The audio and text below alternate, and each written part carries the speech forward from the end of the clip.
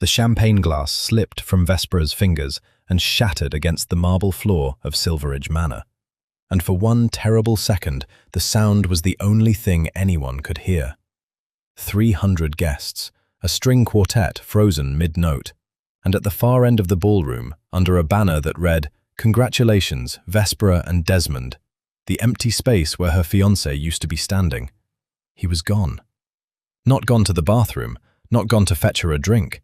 Gone. His best man had confirmed it 30 seconds ago, phone pressed to his ear, face draining of color. Desmond had left the building 15 minutes earlier with his car keys and his passport, and he was not coming back. Vespera stood alone at the altar of flowers they'd built for the engagement announcement, in an ivory gown that had cost more than her monthly salary, and she understood, with the sick clarity of a woman watching her own life end in real time, that she had just been left at her own gala. "Well," her aunt's voice cut through the silence like a blade. Aunt Narcissa was already moving, already crossing the ballroom floor in her crimson dress, already reaching for the microphone the wedding planner had left on its stand near the string quartet. She was smiling. That was the part Vespera would never forget, the smile, wide and bright and utterly delighted, as if she had been waiting her entire life for this exact moment. "I suppose I should say something," Narcissa said into the mic, and her voice boomed out across the stunned crowd. "Since it seems my niece's fiancé had the good sense to run while he still could." A ripple of shocked laughter. Someone gasped. Vespera's knees went weak. "Aunt Narcissa, please." No, let me finish." Narcissa held up a manicured hand, silencing her. 32 years of quiet cruelty behind that smile, and now, finally, an audience. "I fed her, clothed her, gave her a roof when nobody else wanted the burden. And this is how she repays me, humiliated in front of everyone who matters, penniless, and now utterly unwanted." "That's enough," Vespera whispered, but the room was too big, and her voice was too small, and nobody was listening to her anymore. They were all watching Narcissa. "No man will want you now," Narcissa said, turning to face Vespera directly, savoring every syllable like wine. "Look at her, 32 years old, no husband, no fortune of her own, everything she has, I gave her. No family that will claim her after tonight." She laughed, a bright, terrible sound. "Darling, I think it's time you accepted the truth. You are unlovable. You always have been." The ballroom didn't breathe. Vespera felt something inside her chest crack clean in half, not loudly, not dramatically, just a quiet final snap, like a bone that had been fractured for years finally giving way. She thought of every birthday Narcissa had forgotten. Every meal she'd been reminded was a charity, every time she'd been told, in 100 small ways, that her existence was a debt she could never repay. She turned and walked out of the ballroom without another word, her heels echoing against the marble, 300 pairs of eyes burning into her back. She did not see the man standing near the coat check, half hidden by a marble pillar, watching her leave with the kind of stillness that belonged to men who had learned, a long time ago, that stillness kept you alive. He wore a plain black overcoat, nothing that marked him as anyone of consequence. But his eyes followed Vespera until she disappeared through the front doors, and then, quietly, he pulled a phone from his pocket and typed a single line into an encrypted messaging app, a line that would travel through 3 relay servers before it reached its destination, untraceable, unstoppable. "She's been humiliated. Confirmed sighting, Silveridge Manor, tonight. She's alone." He hit send, slipped the phone back into his coat, and walked out a side entrance into the cold. 600 miles north, in a fortified compound known only to a handful of people as the Citadel, that message would land on a phone belonging to a man named Evander, a man whose name made federal prosecutors nervous and rival syndicates cautious. A man who had not left his territory in 11 months for anyone or anything. But nobody in that ballroom knew that.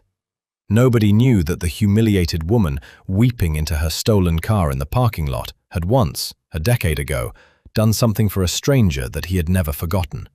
Something that had kept his name etched permanently into a place in his mind reserved for exactly one person. Vespera sat behind the wheel of her car, mascara running, hands shaking too hard to fit the key into the ignition. She had no fiancé, no savings. Narcissa controlled every account she'd ever touched. No family who would take her calls after tonight. She had exactly $400 in a checking account and a duffel bag of clothes she'd packed that morning, just in case. She had no idea that 400 miles away, a man was already pulling on his coat.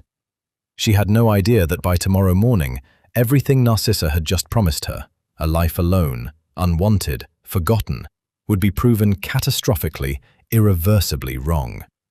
All she knew, sitting in that parking lot with the engine finally catching, was that she needed to disappear before sunrise.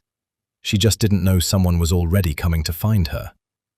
The Citadel didn't look like much from the outside, just a converted steel warehouse on the edge of the North State Industrial District, ringed by fencing that seemed ordinary until you noticed the cameras hidden in every third fence post. Inside, it was a different world entirely.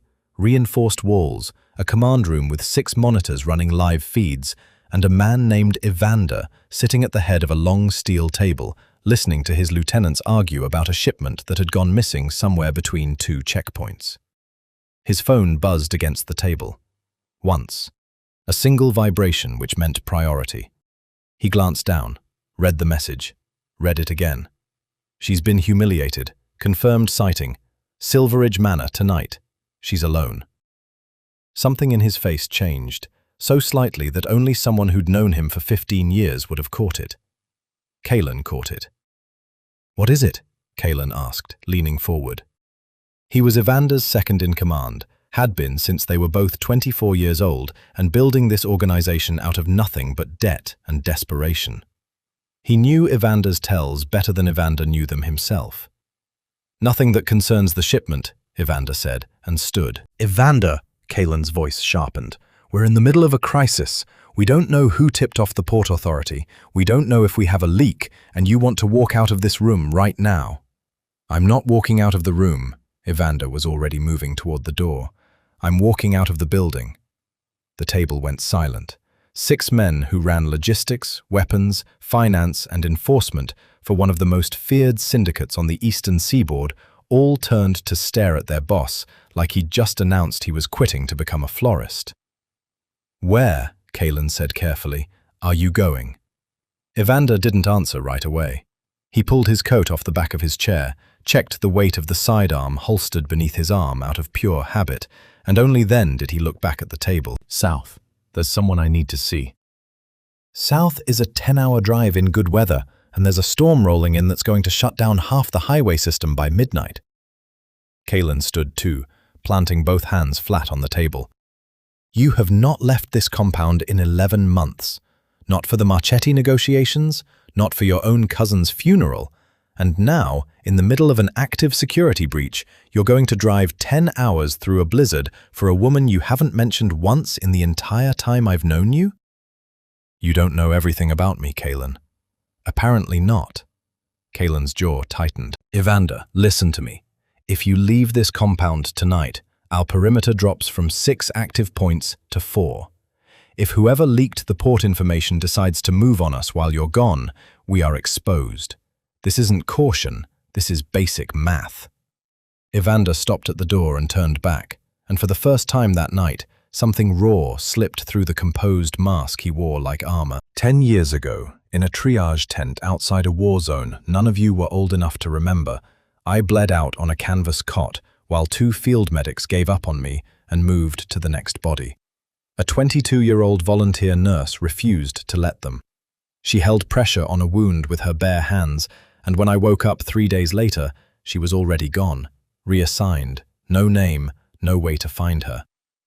I have spent 10 years trying to locate the woman who saved my life, Kalen. 10 years.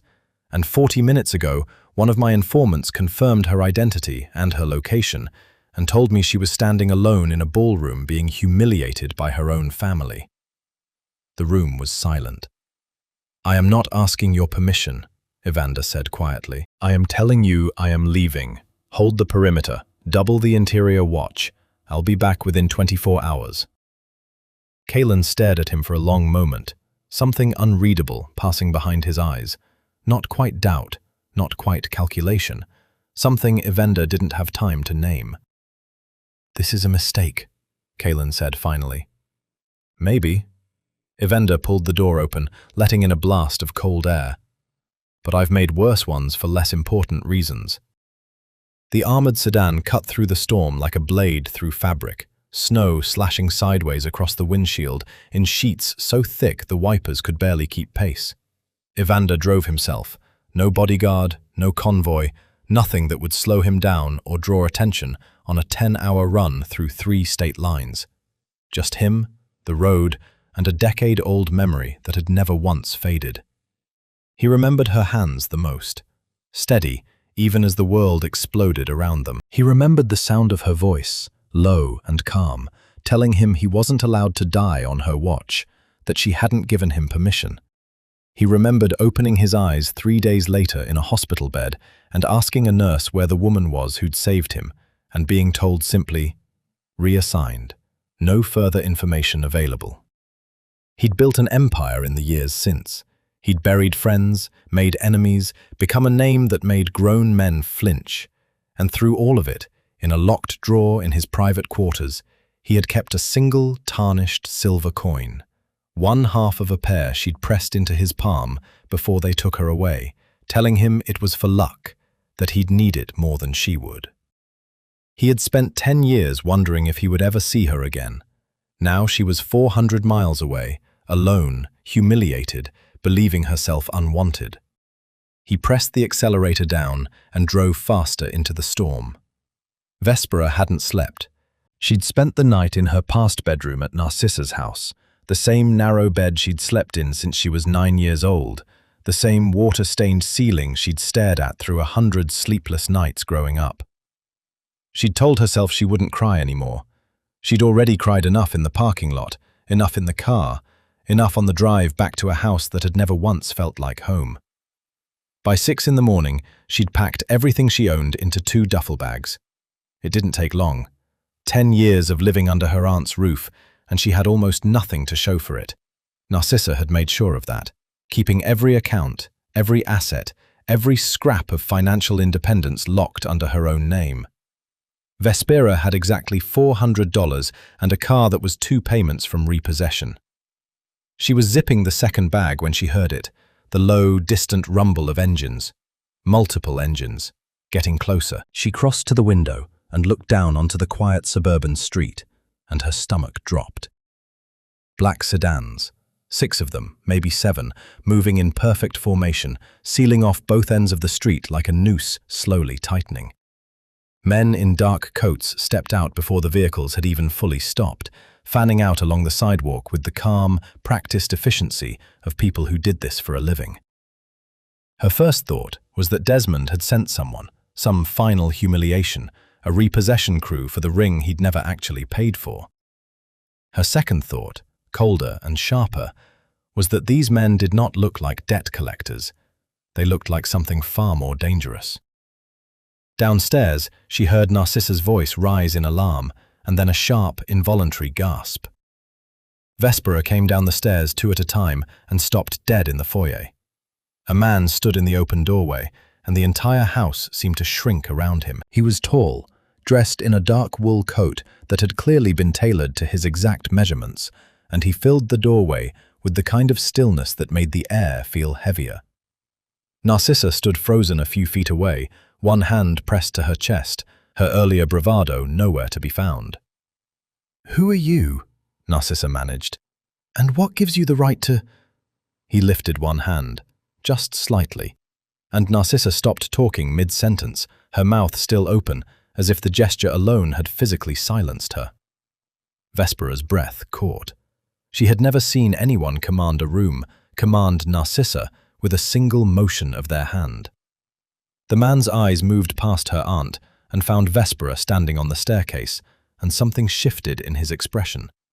Recognition. Relief so profound it looked almost like pain. "Vespera," he said, and his voice was low, rough at the edges, like he hadn't used it in hours. "My name is Evander." "I don't—" She shook her head, gripping the stair railing. "I don't know you." "I know." He stepped further into the foyer, and two of his men moved to flank the doorway behind him, silent, watchful. "But I know you. Or I did, once, a long time ago." Narcissa found her voice again, thin and shaking. "This is my house, and I demand to know—" "You had your turn to speak last night," Evander said, not even looking at her. "In front of 300 people. Now it's mine." He crossed the foyer to the base of the staircase, and Vespera found she couldn't move, couldn't breathe, could only watch as this stranger, this man with an army of black cars parked outside her aunt's house, lowered himself onto one knee on the worn hardwood floor. From inside his coat, he produced a small velvet box, and when he opened it, Vespera's heart stopped entirely. Inside sat a ring, old, clearly an heirloom, the kind of piece passed down through generations, its center stone catching the grey morning light through the open door. "I'm not going to pretend this makes sense to you right now," Evander said quietly, "because it doesn't, and I understand that. But 10 years ago, you saved my life, and I have spent every day since trying to find you again. Last night I learned you were alone, humiliated, and told you were unwanted by everyone who was supposed to love you. I drove through a blizzard for 10 hours because I refused to let that be the last thing you believed about yourself." Behind her, Vespera heard Narcissa make a small, strangled sound. "I'm not asking you to marry me today," Evander continued. "I'm asking for the chance to court you properly, openly, with everything I have. You'll want for nothing. You'll be protected, provided for, and free to leave at any moment you choose. I'm asking you to let me prove that everything you were told last night was a lie." Vespera stared at the ring, at the stranger kneeling on her aunt's floor, at the impossible weight of a decade she couldn't remember pressing suddenly into the room. Her hands were shaking. Her mind was screaming a dozen warnings at once. "You don't know him. This could be a trap. Nothing is ever free." And underneath all of it, quieter but somehow louder, a single question rose to the surface. 10 years ago. I saved his life. How did I forget? "Why now?" she whispered. "Why today, of all days?" "Because," Evander said, holding her gaze steady, "I only just found you, and I was never going to let you spend one more night believing you weren't wanted." Behind them, Narcissa's face had gone the color of ash. Vespera looked down at the ring, then at the man offering it, and for the first time in 12 hours, the crack in her chest didn't feel quite so unbearable. Vespera hadn't said yes. She wanted that understood, clearly, in her own mind if nowhere else, as she sat in the back of Evander's private coupe, watching Narcissa's suburban street disappear behind them. She hadn't taken the ring. She'd asked for time, and to her surprise, he'd simply nodded, closed the velvet box, and asked instead if she would let him drive her somewhere safe while she decided what she wanted to do next. It wasn't a yes, but it also wasn't a no, and 3 hours into the drive north, watching the landscape shift from suburban sprawl to open highway to dense, snow-heavy pine forest, Vespera still wasn't entirely sure why she'd gotten in the car. Maybe it was the way he'd silenced Narcissa with a single raised hand, a small, petty satisfaction she wasn't proud of, but couldn't quite let go of either. Maybe it was the exhaustion of having nowhere else to go. Or maybe, somewhere beneath the fear and suspicion, some small, stubborn part of her wanted to know the truth about the decade she apparently couldn't remember. "You're quiet," Evander said, eyes on the road. "I'm trying to figure out if I'm making the biggest mistake of my life." "That's fair." He didn't sound offended. If anything, there was something almost like approval in his voice. "You should be cautious. I would think less of you if you weren't." She studied his profile, the sharp line of his jaw, the faint scar above his left eyebrow, the way his hands stayed loose and steady on the wheel, even as the roads narrowed and the snowbanks grew taller on either side. "You said I saved your life. I don't remember you at all. Not your face, not your name, nothing." "I know." Something flickered across his expression, gone before she could name it. "I'll explain everything when we arrive. I'd rather show you than tell you, if that's all right." She let that sit for a moment, Fine. But I want to talk about something else first. If I'm going to consider any of this, the courtship, the ring, whatever this is, I need to understand what you actually want from me. Evander nodded slowly, as if he'd been expecting the question and had already prepared his answer. Then let me be direct, because I think you've had enough people in your life who weren't. He kept his eyes on the road as he spoke, and something about that, his refusal to look at her while he laid himself bare, made her trust the words a little more than she wanted to. When we arrive at my estate, you'll have your own private quarters, separate from mine, with a lock only you control. You'll have full access to a personal account with more money in it than you'll spend in a year, with no conditions attached and no explanation required for how you use it. You are free to leave at any time, today, tomorrow, 6 months from now, and if you choose to go, I will have you driven anywhere you want, and I will not follow you. That's not how this usually works, Vespera said carefully. Men like you don't offer women like me freedom. You offer cages with nice furniture. I'm aware of what men like me usually offer, Evander said, and for the first time something hard entered his voice, not directed at her, but at some version of himself, or men he'd known, or a world he clearly understood better than she did. I'm telling you I'm not doing that. You will have full personal immunity within my organization. No one touches you, no one threatens you, no one uses you as leverage against me, ever, for any reason. That protection exists whether or not you ever agree to marry me.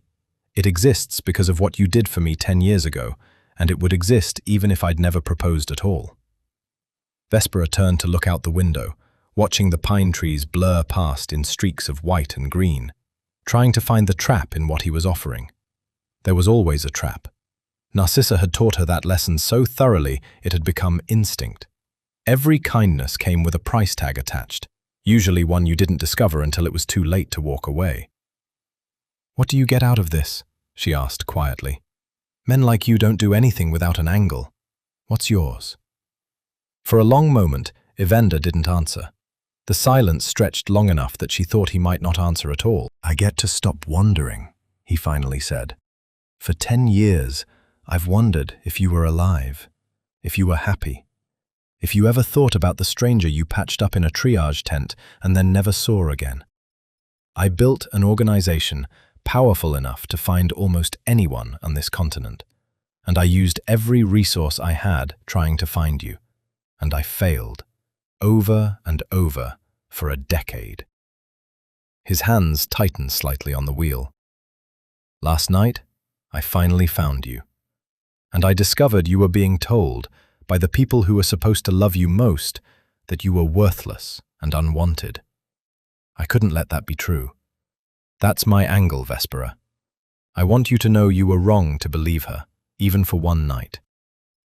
Vespera said nothing, but something in her chest, the same crack that had opened in the ballroom the night before, shifted, just slightly, like ice beginning to loosen after a long, hard freeze.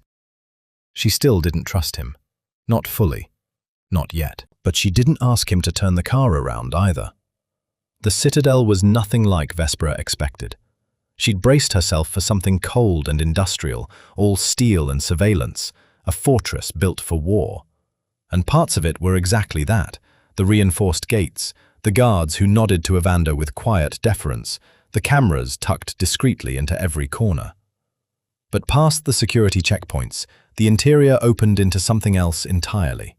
Warm wood floors, tall windows overlooking a snow-draped courtyard, a quiet that felt less like a compound and more like a home someone had built with real care. By Friday morning, 3 days into her stay, Vespera had settled into a strange, cautious rhythm. Her private quarters were exactly as promised, spacious, comfortable, and locked from the inside with a key only she carried. She had not touched the account Evander had set up for her. She had not agreed to the courtship, not officially. But she also hadn't left. And some mornings, lying awake in the pale winter light, she wasn't entirely sure why. Restless and unable to sleep, she'd taken to exploring the estate's quieter corridors, and that morning her wandering led her past a wing she hadn't seen before, a long hallway lined with old photographs and framed commendations, ending in a door marked simply Infirmary. It was mostly disused now, she guessed, judging by the dust on the supply cabinets and the medical equipment that looked a decade out of date. But near the back wall, a locked glass display case caught her eye, lit by a single overhead light as if someone wanted it seen. Inside sat a single object, a tarnished silver coin worn smooth on one side with a small chip near its edge. Vespera's breath caught in her throat. She knew that coin. She knew it, in some deep, wordless part of her body that reacted before her conscious mind could catch up. Her pulse spiking, her hands going cold, a phantom memory of pressing something identical into someone else's palm. "You found it." She turned. Evander stood in the doorway, watching her with an expression she couldn't quite read. Careful, almost afraid, like a man approaching something fragile. "I have the other one," she said slowly, the words coming from somewhere she didn't fully understand yet. "I lost it. Years ago. I've had this feeling my whole life, like I was missing something and could never remember what." "You didn't lose it," Evander said quietly, crossing the room to stand beside the case. "You gave it away." "To who?" "To me." The silence that followed felt enormous. "Sit down," he said gently, nodding toward a worn bench along the wall. "Please. I think it's time I told you everything, and I think you should hear it sitting down." She sat. He remained standing, his hands loosely clasped in front of him, and when he spoke, his voice had a different quality than she'd heard from him before. Younger, rawer, stripped of the composed authority he carried everywhere else. 10 years ago, I was 26 years old, and I was not who I am now. I was running supply routes through conflict zones for men who were, frankly, worse than I ever became. Smuggling weapons, moving money, doing the kind of work that gets you finished if you're careless for even a single day. I was careless.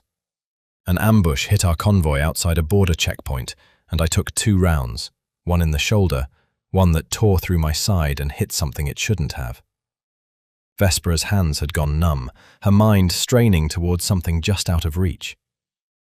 "They brought me to a field triage tent," he continued. "I was bleeding out. The medics on duty made the call that I wasn't worth the resources, too far gone, better to focus on patients they could actually save. That's the reality of triage. It's not cruelty, it's math. And I understood that even as I was dying on that cot." He paused. But there was a volunteer nurse working that tent. 22 years old, exhausted, covered in someone else's blood, and she refused to accept their math. Vespera closed her eyes, and something flickered behind them. Fragments, not quite memories, more like the shadow of memories. A tent. The smell of antiseptic and smoke. Her own hands, younger, pressed hard against something warm and wet, refusing to move even as someone shouted at her to let go. "You held pressure on the wound for 40 minutes, Evander said, his voice quiet now, almost reverent. "You argued with a doctor twice your age until he agreed to operate. You didn't know my name. You didn't know what I did for a living, or who I worked for, or that the men I ran with weren't good men. You just refused to let a stranger die on your watch. And before they moved me into surgery, you pressed a silver coin into my hand and told me it was for luck, that I'd need it more than you would." "I don't remember your face," Vespera whispered, eyes still closed. "I don't remember your name, but I remember the coin. I remember losing it years later and crying over it like I'd lost something irreplaceable, and I never understood why it hurt so much." "When I woke up 3 days later," Evander said, "you were already gone, reassigned. No name in the records, no way to trace you. I spent 10 years building an organization powerful enough to find almost anyone alive, and I used every resource I had trying to find the nurse who saved my life. I never stopped looking." Vespera opened her eyes and looked at him, really looked at him, past the composed authority, past the black sedans and armed guards and the terrifying reputation that preceded him into every room, and saw, for the first time, the 26-year-old man bleeding out on a cot, and the desperate, decade-long gratitude that had somehow led him to her aunt's front porch. "I didn't save you because you were important," she said softly. "I didn't even know your name." "I know," Evander said. "That's exactly why it mattered." A week passed, and something in Vespera began, cautiously, to change. She still hadn't put on the ring. It sat in its velvet box on her nightstand, a question she wasn't ready to answer. But she'd started taking her meals in the main dining hall instead of her quarters. She'd started asking Evander questions about the estate, about the people who worked there, about the strange, contradictory world he moved through, equal parts danger and quiet decency. Nothing like what Narcissa's warnings about men like that had led her to expect. The following Tuesday, restless after a morning spent poring over old photographs Evander had shown her from his years running the Northern Territories, she decided to walk the estate's gardens. Even in winter, they were beautiful, dormant rose beds under a thin blanket of snow, stone paths swept clear, a glass conservatory at the far end that caught the pale afternoon light. She'd almost reached the conservatory when she heard voices, low and urgent, coming from behind a tall hedge just off the main path. She recognized one voice immediately, Kaelin. She didn't recognize the second, but something about it made the hair on her arms rise, a careful, oily politeness that reminded her uncomfortably of every conversation she'd ever overheard between her aunt and one of her many lawyers. Vespera froze, half hidden by an ornamental fountain, and listened. "Need confirmation before Thursday," the unfamiliar voice was saying. "Ms. Narcissa is growing impatient. She's already spoken with 2 federal contacts about accelerating the timeline." "Tell her to be patient," Kaelin said, his voice tight with irritation. "This isn't something you rush. Evander trusts me completely. That trust is the only reason any of this works." "And the girl?" Vespera's stomach dropped. "The girl is a complication I didn't account for," Kaelin said. "He's never brought a woman here. Never. In 15 years, I've never seen him deviate from a plan the way he did the night he drove south for her. It's a weakness, and weaknesses can be useful if you know how to apply pressure to them correctly." "How useful?" "Useful enough." A pause, the crunch of boots shifting on frozen gravel. "The federal agents already believe there's an informant feeding them logistics on our shipments. I've been feeding them just enough real information to keep that belief alive, filtered through channels that lead nowhere near me. When the next shipment moves through Port Vane, it's going to look compromised from the inside. And I intend to make sure the evidence points toward her." Vespera's blood went cold. "She's been in the compound less than 2 weeks, the second voice said, skeptical. "How exactly do you frame someone with that little access?" "She doesn't need real access. She needs to look compromised. A few doctored communications, some falsified terminal logs showing her accessing shipment routes she'd have no reason to know about, timed to land right before the raid. Evander will have 2 choices when the dust settles. Believe the evidence and eliminate the threat to protect the organization, which means eliminating her, or refuse to believe it and lose the confidence of every man under his command, because a boss who protects a suspected informant over the security of his own people doesn't stay a boss for long." "That's cold, even for you." "It's not personal," Kaelin said, and something in his voice made Vespera's skin crawl. Not anger, not malice, just cold, practiced calculation. The voice of a man who had made this kind of decision before and slept fine afterward. "I've built this organization alongside him for 15 years. I am not going to watch him hand it to ruin because a woman from his past reawakened some sentimental debt he thinks he owes. If she's gone, he refocuses. If he refuses to let her go, he exposes exactly how compromised his judgment has become, and that gives Narcissa's federal contacts everything they need to move against the entire operation with Evander at the center of the fallout, which, frankly, suits her interests just as well." "And what does Narcissa get out of destroying her own niece?" "Satisfaction, mostly," Kaelin said, and Vespera could hear the faint, humorless smile in his voice. "And a very generous consulting fee once the federal case against this organization moves forward and certain assets become available for redistribution." She's more resourceful than she looks. Bitterness is an excellent motivator. Vespera pressed a hand against her mouth, forcing her breathing to stay silent, her mind racing through the implications with a speed that frightened her. Kalen, Evander's most trusted lieutenant, the man who'd known him for 15 years, was actively working with someone connected to her own aunt to frame her as a federal informant. Not to hurt Evander directly, but to force his hand, either sacrifice her or destroy his own credibility trying to protect her. And underneath the fear, something else sparked to life. A cold, clear anger she hadn't felt since the night of the gala. Narcissa's cruelty had never stopped at humiliation. Even now, even after everything, her aunt was still reaching across 400 miles, trying to destroy whatever fragile thing Vespera had begun building. Thursday, the unfamiliar voice repeated. The logs need to be in place by Thursday. They will be, Kalen said. Now go, before someone notices you were ever here. Vespera stayed frozen behind the fountain until she heard both sets of footsteps recede in opposite directions, her heart hammering so loudly she was certain it must have been audible across the entire garden. When she finally straightened, her hands were shaking, but her mind had gone very still, very focused, in a way that felt almost unfamiliar. She had two choices. She could run, pack her things and disappear before Thursday, before the trap could close around her, and let Evander discover his lieutenant's betrayal on his own, whenever that finally happened. Or she could stay and fight for the fragile trust that had begun growing between her and a man who had driven 10 hours through a blizzard because he refused to let her believe she was unwanted. She thought of Narcissa's voice in that ballroom, "No man will want you."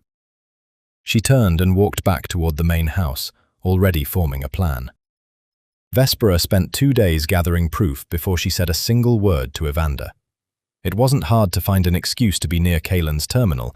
She'd been given a guest access badge that let her move through the estate's common areas, including the section of the command hub where junior staff worked during the day shift. She waited until Thursday morning, when Kalen left for a supply meeting she knew would keep him occupied for at least 2 hours, and then she asked one of the newer staff members, a nervous young man named Petrov, who clearly didn't know who she was or what she was capable of, to help her recover a file from a shared network drive.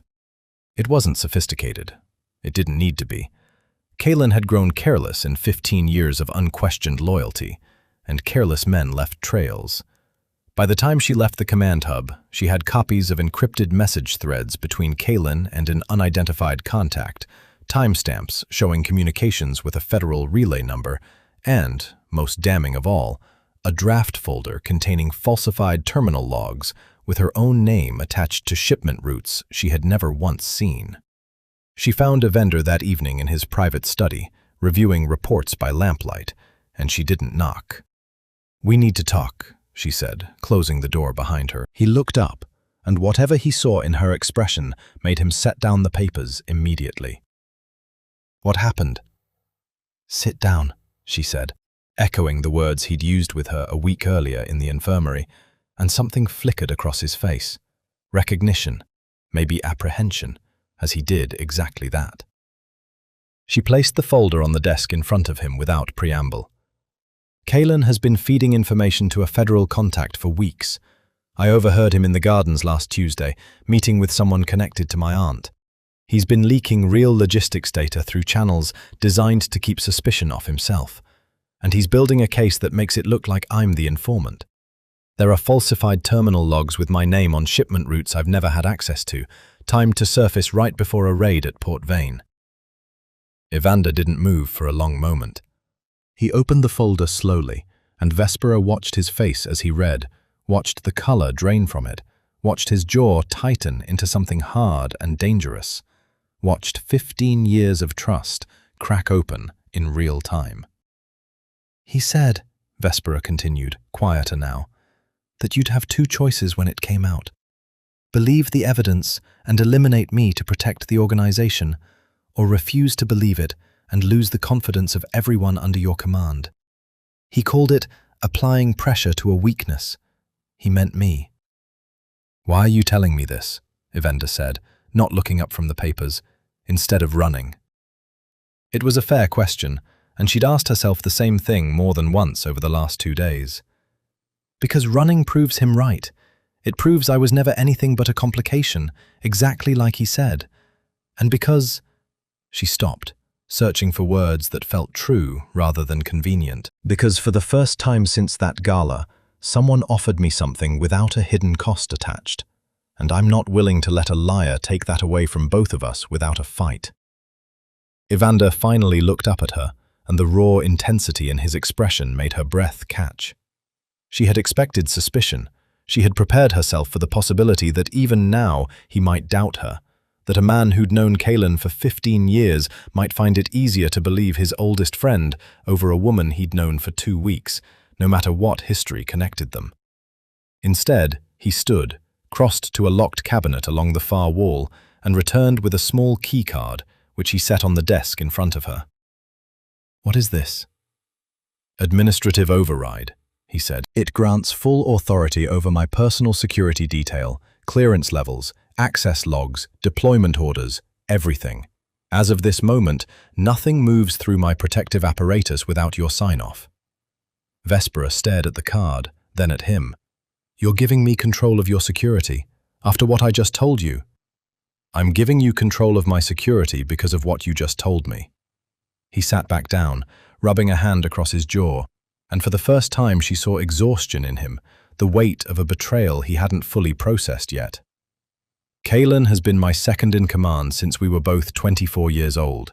I trusted him with my life more times than I can count, and you've been here 2 weeks, and you just handed me evidence that took real risk to gather, with nothing to gain from it except my trust." He shook his head slowly. "I built this organization on reading people correctly. It's the only reason I've survived this long. And everything in me tells me you're telling the truth." "You could be wrong," Vespera said quietly. "I could be exactly what he says I am." "You could be." Evander met her eyes steadily. "But you're not.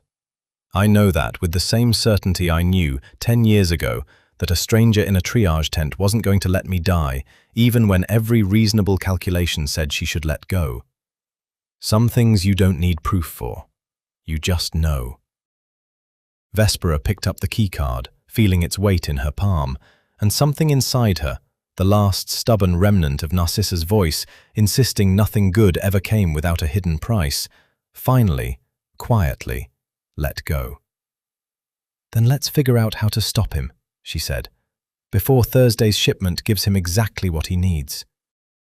"It's already Thursday," Evander said grimly, checking his watch. Vespera's stomach dropped. "Then we don't have much time." "No," he agreed, already reaching for his phone. "We don't." The shipment wasn't moving until Saturday. That much, at least, gave them room to breathe.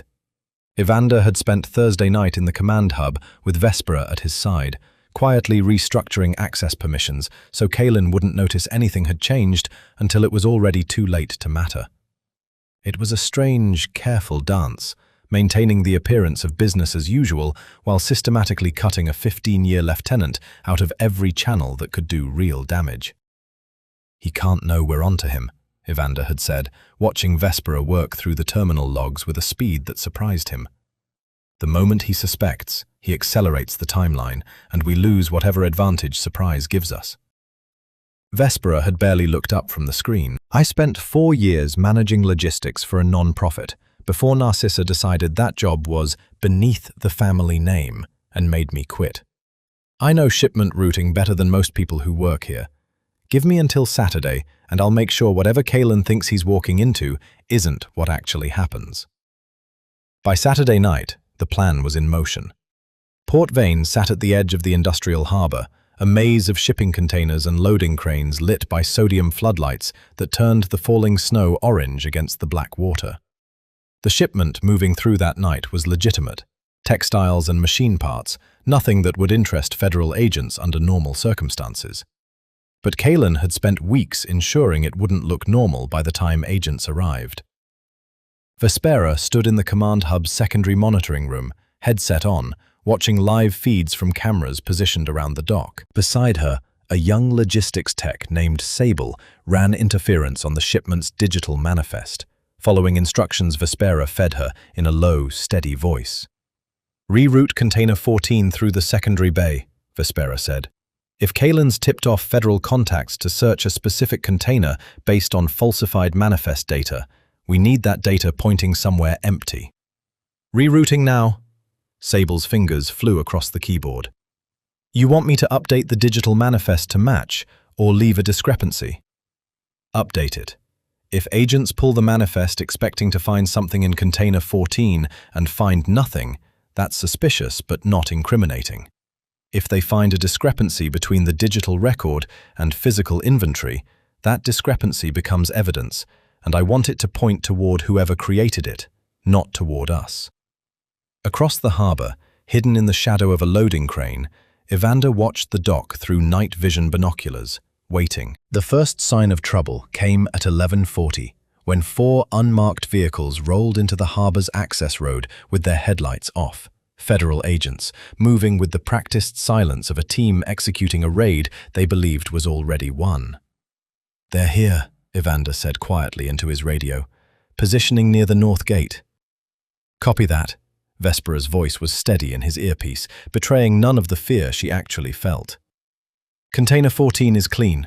Whatever falsified data Kalen fed them, it's not going to match what they find on site."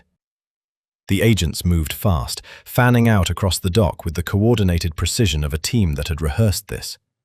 Evander watched them converge on Container 14, exactly where Kalen's leaked information had pointed them, and pry it open under floodlight. Empty. Nothing but the machine parts listed on the legitimate manifest, exactly as they should have been. A ripple of confusion moved through the federal team. Evander could see it even from a distance. The shift from confident execution to uncertain scrambling. Agents checking devices, cross-referencing data that no longer matched what they were seeing with their own eyes. "Now for the second part," Vespera said. "Sable, pull up the access logs for who queried Container 14's manifest data in the last 72 hours. A pause, then, "Got it. Query originated from an external terminal, routed through 3 relay points, but the origin traces back to—" Sable's voice caught. "It traces back to a device registered to Kalen's personal terminal. He didn't route it through anyone else's access. He used his own." Vespera closed her eyes for a moment, feeling the weight of what came next settle over her. "Send that trace data to Evander's private channel. Now!" On the dock, Evander's phone buzzed. He glanced down at the data scrolling across the screen. Clean, undeniable, tracing the falsified manifest data directly back to Kalen's own terminal. The same terminal that had been quietly monitored for the last 2 days without his knowledge. Movement near the harbor's eastern edge caught his attention. 2 figures, moving away from the chaos at Container 14 with the too casual pace of people trying not to look like they were fleeing. Evander recognized one of them immediately from the intercepted garden conversation Vespera had described, Kalen's contact, the man who'd been coordinating with Narcissa's network. He gave a single hand signal to the security team stationed along the harbor's perimeter, men Vespera had personally cleared and repositioned over the last 2 days using her new administrative authority. They moved without hesitation, converging on the fleeing figures before they reached the access road. By the time the federal agents finished processing their confusion over an empty container and a manifest that no longer matched their intelligence, Kalen's operative was already restrained, his phone confiscated, its contents already being extracted by Evander's technical team.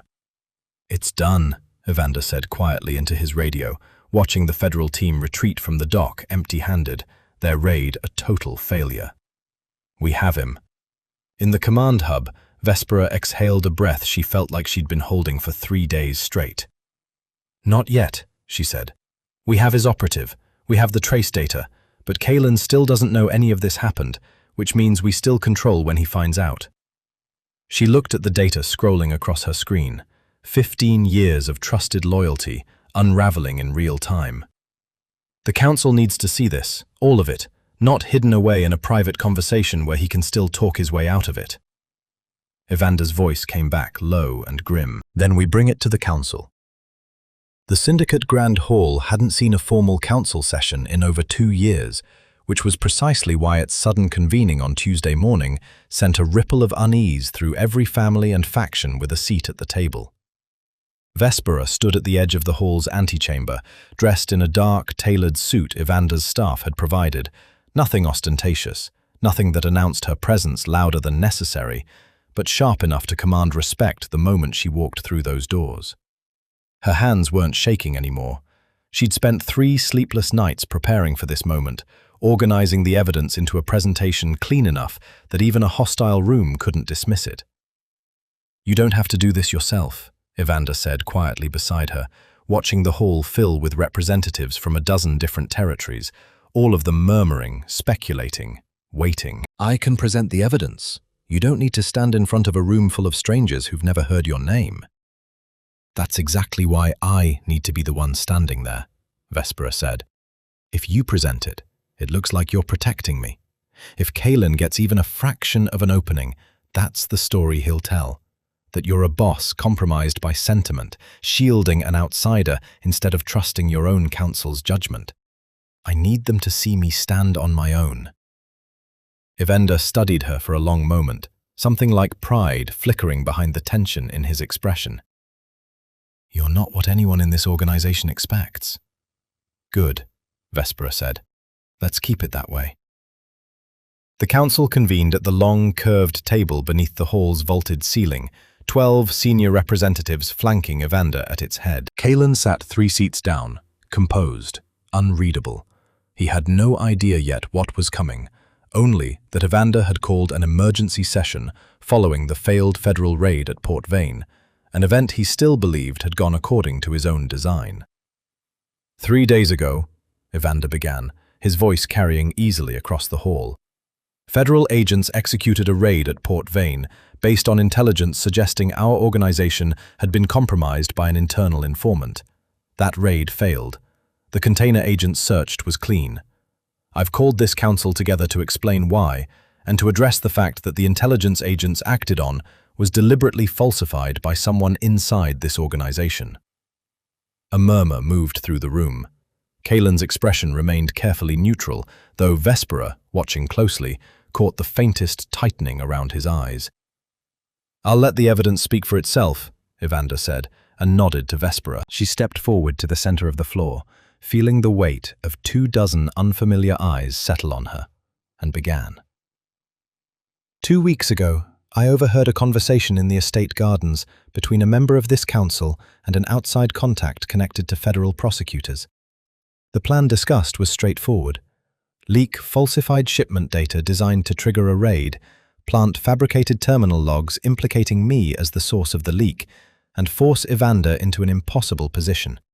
Either eliminate a perceived threat to protect the organization's security, or protect me and expose himself as compromised in the eyes of everyone in this room." She activated the display screen behind her, and the encrypted message threads she'd recovered from Kalen's terminal appeared, time-stamped and unmistakable. "These are communications between the council member in question and a federal relay contact spanning 6 weeks. This," she advanced to the next screen, "is the falsified terminal log created to implicate me in shipment routing I never had access to, drafted and saved to a private folder 3 days before the Port Vane raid. And this is trace data confirming the manifest manipulation that triggered the raid originated from a single device." She let the final screen load, the device registration, clean and undeniable, tracing directly to Kalen's personal terminal. The hall had gone completely silent. "No," Kalen said, standing abruptly, his composure finally cracking. "This is fabricated. She's had 2 weeks inside this organization, and you're all going to take her word over 15 years of loyalty?" "I'm not asking anyone to take my word for anything," Vespera said calmly, turning to face him directly. "I'm showing you a device trace that leads to your own terminal. I'm showing you communications time-stamped from your own private channel. If this evidence is fabricated, then explain how a fabrication routes through your specific device registration without a single anomaly." Kalen's mouth opened, then closed. He looked to Evander, searching for some flicker of the old loyalty, the 15 years of shared history that had built this organization from nothing. What he found instead was a man whose face had gone hard and final. "You planned to force me to finish her," Evander said quietly, and the quiet was worse than shouting would have been. "Or, failing that, to destroy my credibility with this entire council by making it look like sentiment had compromised my judgment. Which was it, Kalen? Which outcome were you actually hoping for?" "Either one would have worked," Kalen said, and something bitter and desperate broke through his composure. "You've built this entire organization on cold calculation for 15 years, Evander, and the one-time sentiment finally got its hooks into you. You nearly handed us all to federal prosecutors over a woman you barely remember." "I remember everything about her," Evander said. "That's precisely the point you never understood." The council's senior representative, an older woman named Director Voss, who'd sat on the board since before Evander had risen to leadership, rose slowly from her seat. "The evidence is conclusive. 15 years of service doesn't erase treason, Kalen. It makes it worse." Vespera watched Kalen's face as the reality settled over him, watched 15 years of trust and standing collapse in the space of a single council session, exactly as it had for her aunt in a ballroom 2 weeks earlier, though for entirely different reasons. "Take him into custody," Evander said, and his voice didn't waver. "The council will determine appropriate consequences." As security moved to flank Kalen, he turned one final time toward Vespera, something almost like grudging respect flickering across his face despite everything. "You're more dangerous than any of us gave you credit for."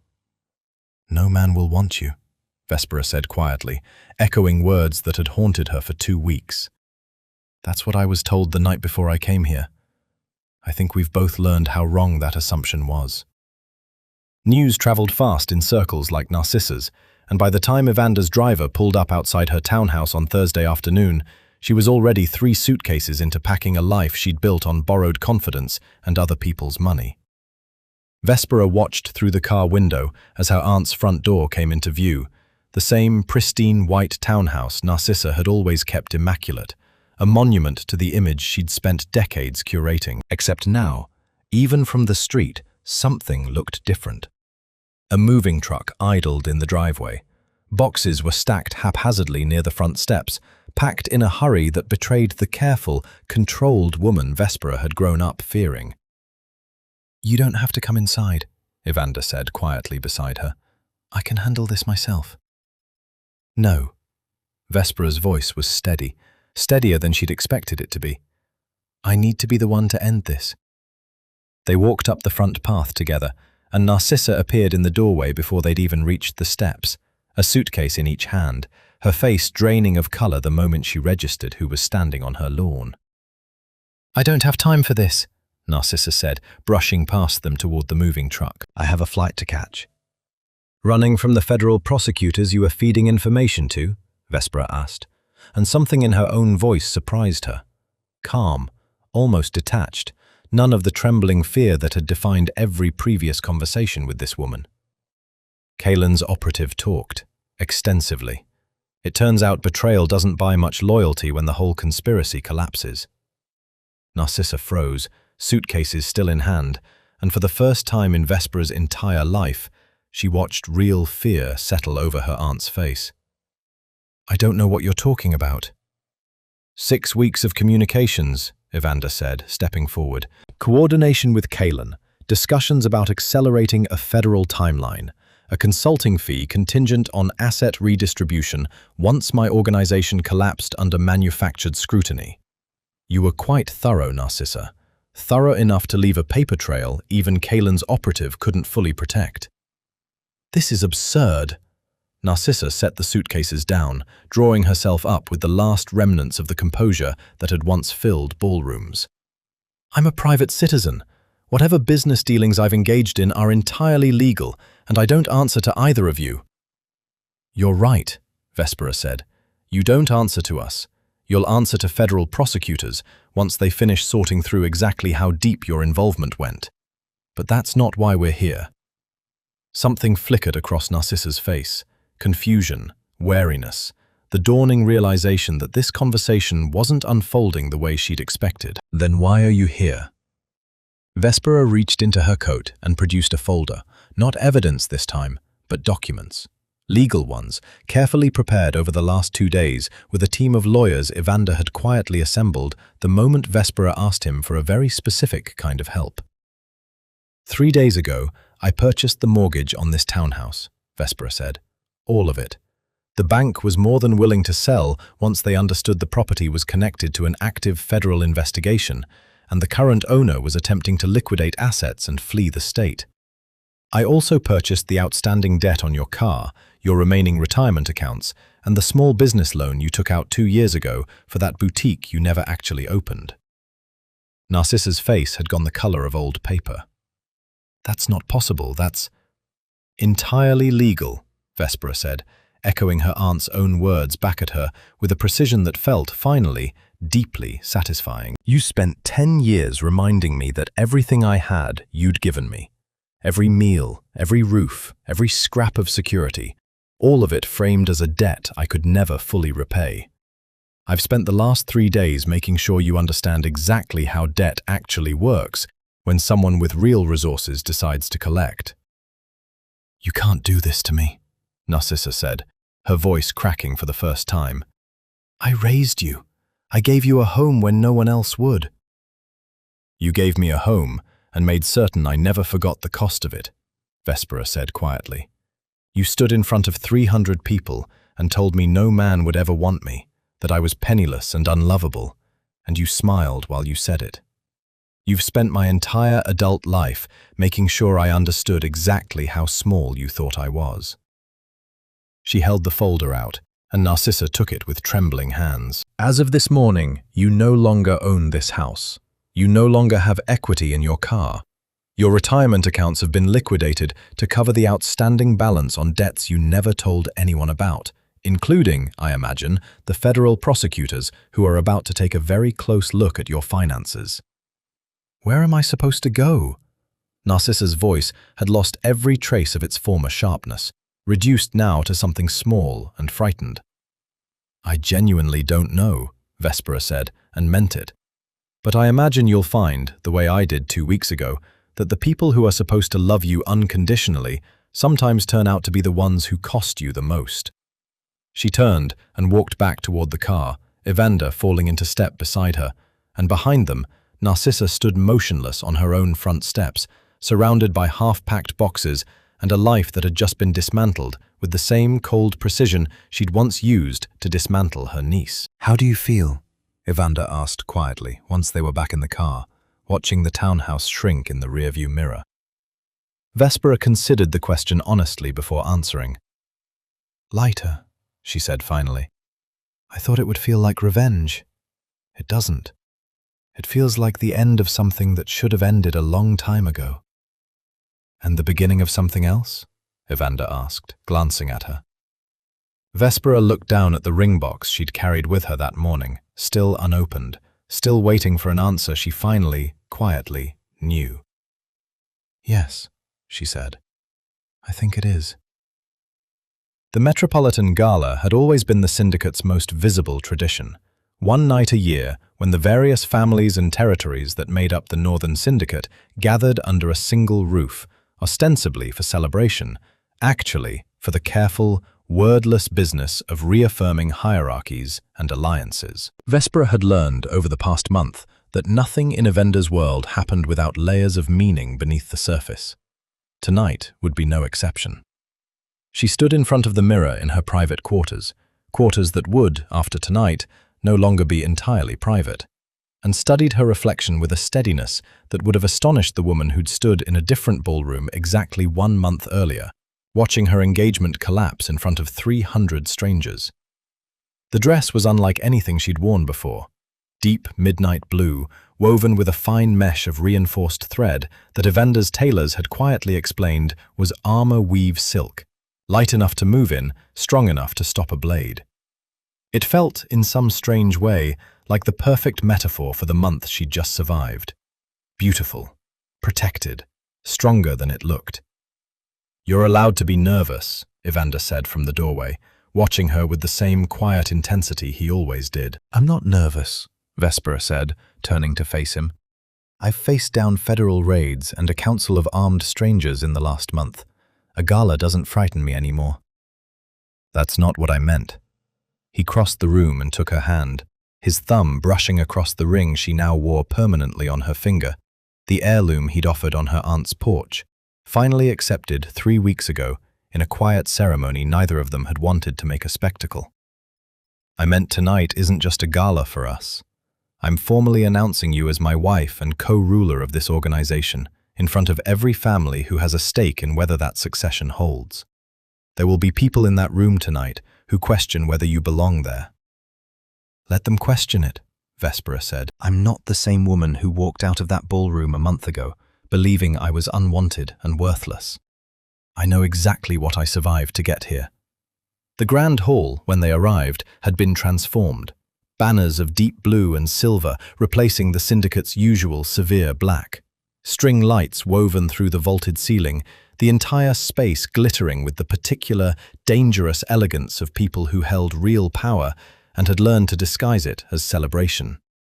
Evander led her onto the floor as the room's murmur quieted, every eye tracking their entrance with open, assessing curiosity. He raised a hand, and the room fell fully silent.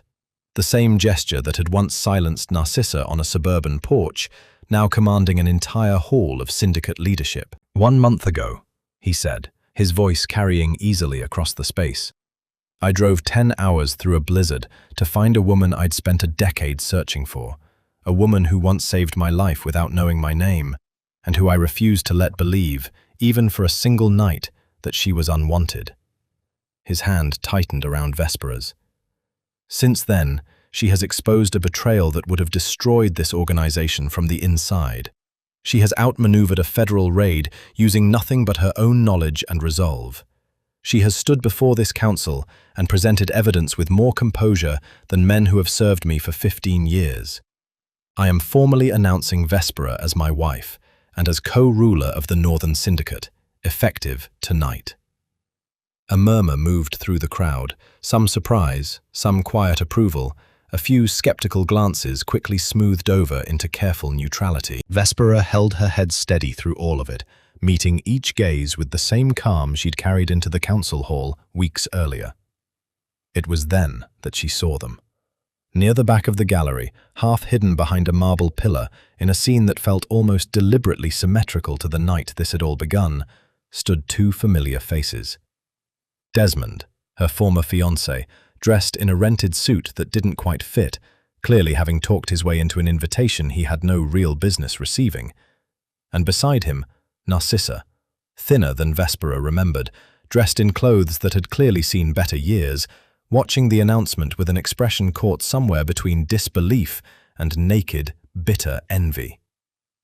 Vespera hadn't expected the twist of feeling that moved through her at the sight of them, not triumph exactly, though there was some of that. Mostly, it was something closer to clarity. A month ago, these 2 people had stood in judgment over her, certain of her worthlessness, certain that no man would ever want a penniless, broken woman. Now, they stood at the edges of a room they'd never be allowed to fully enter, watching her take a place of authority neither of them could have imagined for her. Evander followed her gaze, his jaw tightening as he registered the 2 figures near the pillar. "I can have them removed." "No," Vespera said quietly, surprising herself with how easily the word came. "Let them stay. Let them watch." She turned back to the room, to the assembled leadership of an organization that now, impossibly, counted her among its rulers, and felt the last remnant of the woman who'd once believed herself unwanted settle finally, permanently, into silence. "To Vespera," Evander said, raising his glass to the room, "co-ruler of the Northern Syndicate, and the only person who has ever earned my complete and total trust." The hall erupted in raised glasses, in the particular, watchful respect of people who understood exactly what it meant to survive a month like the one she'd just survived. Across the room, Vespera caught one final glimpse of her aunt's face, pale, small, utterly diminished, before the crowd closed around her and the underworld that had once meant to destroy her bowed, instead, to her authority. She had been told, once, that no man would ever want her.